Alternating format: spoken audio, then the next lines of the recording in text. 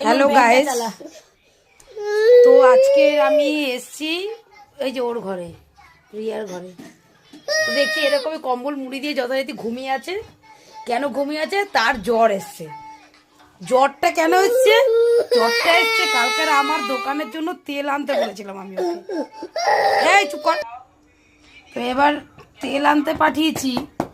আমি বলছি এমার্জেন্সি আছে, আমি তেলটা আনতে ভুলে গেছি, তো তেলটা দিয়ে যা। ও তেল আনতে গিয়ে আমি দেখছি 5-10 মিনিট হয়ে যাচ্ছে, তেল নিয়ে আর ফেরে না। না কি হয়েছে, আমার গাড়ি নিয়ে এমন অ্যাক্সিডেন্ট করেছে, পা পা ছুলিয়ে দিয়েছে। আর 101-2 জ্বর, মানে ওই ব্যথার জন্য জ্বর চলে এসছে। এই যে এখন এখন দেখো, এখন জ্বরে কাতরাচ্ছে।